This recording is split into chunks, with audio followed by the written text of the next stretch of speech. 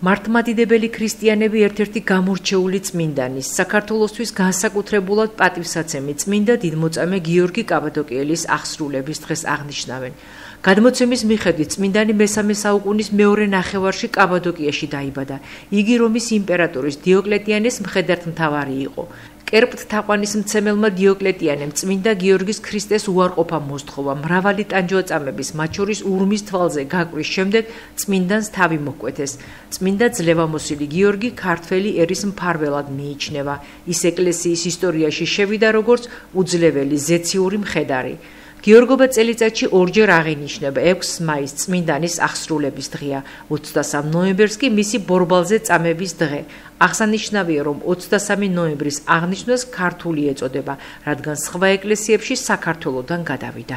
Სოთკილოცავთ დღევანდელი დღის დღესასწაულს, წმინდა გიორგის დღესასწაულს, დღეს არის მოგესალმებათ წმინდა გიორგის თავის კვეთის დღე და უდიდესი დღესასწაული არის ჩვენი ერისათვის. და რა თქმა უნდა, დღევანდელი დღე ჩვენთვისაც, იმიტომ რომ წმინდა გიორგის სახელობის ტაძარში ვიმყოფებით და ულოცავ სრულიად საქართველოს უწმინდესთა უნეტარეს ილია მეორეს ჯანმრთელობა მართლოს უფალმა, ულოცავ მის ყოვლადოსამდელოესობას მეუფე მელქისედეკს, მრავალს დაასწროს ღმერთმა, დღეს მეუფემ აღასრულა წირვა და მრავალს დაგვასწროს ღმერთმა ძალიან მნიშვნელოვანი წმინდა გიორგის ცხოვრება და მოღვაწეობა ქრისტიანობაში და ზოგადად ნებისმიერ ქრისტიანისათვის, იმიტომ რომ მისი ერთგულება, ღვთისადმინა თავდადება ძალიან მარტივად შეიყვარა ქართველმა ერმა და როგორც მოგესალმებათ, ძალიან დიდ პატივს სცემს ჩვენი ერი წმინდა გიორგის სახელს, იმიტომ რომ უამრავი ეკლესია გვაქვს მის სახელზე და შეგვეწიოს და გვფარავდეს წმინდა გიორგის მადლი და აგლოცოთ ღმერთმა და გაგახაროთ. ძალიან დიდი დღესასწაულია, დიდი საუფლო დღესასწაულია. წმინდა გიორგობა, როგორც მოგეხსენებათ, წელიწადში ორჯერ აღინიშნება. 23 ნოემბერი და დღეს 6 მაისი. სრულიად საქართველოს ქართველ ერს, თითოეულ ქართულ ოჯახს უსურვებ მშვიდობას, უფლის წყალობას, წმინდა გიორგის წყალობას. მთელ საქართველოს ულოცავ. მრავალს დაასწროთ ღმერთმა ყველა ერი, ბერი და მშვიდობა ყოფილიყოს ჩვენს ქვეყანაში და ყველა ქვეყანაში, ყველა ყოფილიყოს ჭეშმარიტი, მორწმუნე, მართლმადიდებელი და გაამთლიანოს საქართველო. მე აფხაზეთიდან ვარ. ღმერთმა ინებოს რომ ჩვენი მიწა-წყალზე დაბრუნებული იყოს ჩვენი დევნილთა მოსახლეობა მშვიდობით და იქაც შევხედროდეთ ყველანი ერთად. იყო თუ არა ქართული ოცნებისთვის მოსალოდნელი მეგობარი აქტის მიღება და დაასრულებს თუ არა ეს ქართული ოცნების პროპაგანდას, რომ მმართველი გუნდი ამერიკის შეერთებული შტატების ახალ ადმინისტრაციასთან ურთიერთობებს დაალაგებდა. რა ეტაპზე აღმოჩნდება საქართველო მაშინ თუ ტრამპი ხელს მოაწერს ამ დოკუმენტს. გადატვირთვა ამერიკასთან ჩვენი პრიორიტეტია, განაცხადა სპექტრთან ქართული ოცნების უმრავლესობის წარმომადგენელმა ზესტაფონის საკრებულოში კახა გუქაძემ. მისი თქმით, მეგობარ აქტში ბევრი უზუსტობაა და იმედი აქვს, რომ მას პრეზიდენტი ხელს არ მოაწერს. თვლის, რომ ორპარტიულ აქტს, რომელიც კონგრესმა მიიღო, მეგობრობასთან კავშირი არ აქვს. როგორც ვიცით, ამერიკის კონგრესმა მიიღო მეგობარი აქტი. ჩვენ ძალიან კარგად ვიცით, რომ ეს გადატვირთვა ამერიკასთან ჩვენი პრიორიტეტში შედის, მაგრამ ამ აქტში არის ძალიან ბევრი უზუსტობები, არის ძალიან ბევრი შეუსაბამობები, ამიტომ ეს ვთვლით, რომ არის ნაციონალური მოძრაობის აქტი, მეგობარი აქტი და ჩვენ დაველოდოთ შემდეგ აქ სენატის გადაწყვეტილებაა საჭირო, როგორც ვიცით, 42-მა კონგრესმენმა უარი უთხრა ამ აქტის ჩამოყალიბებას და რა ვიცი, იმედი გვაქვს ტრამპის რომ სხვანაირი გადაწყვეტილებას მიიღებს ამასთან დაკავშირებით. მეგობარი აქტის მიღებას ადგილობრივ ოპოზიციაში ამერიკის შეერთებული შტატების მხრიდან მნიშვნელოვან პოლიტიკურ განაცხადად მიიჩნევენ. პარტია გახარია საქართველოსთვის ერთ-ერთი ლიდერი ზაზა თავაძე ამბობს, რომ დოკუმენტის მიღება ნათელს ბევრ რამეს მოჰფენს.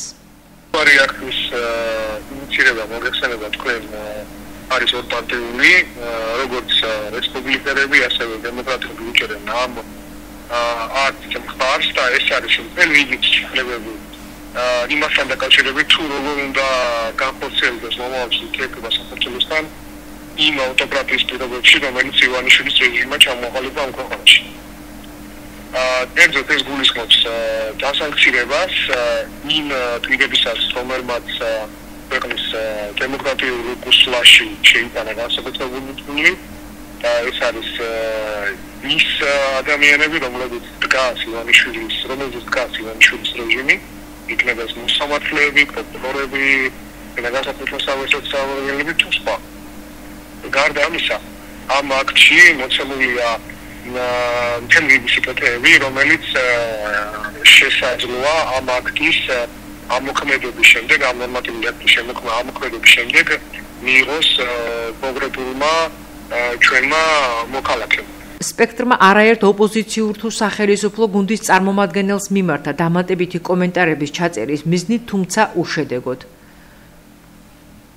შეგახსენებთ, ამერიკის შეერთებული შტატების წარმომადგენელთა პალატა მეგობარ აქტს მხარი დაუჭირა.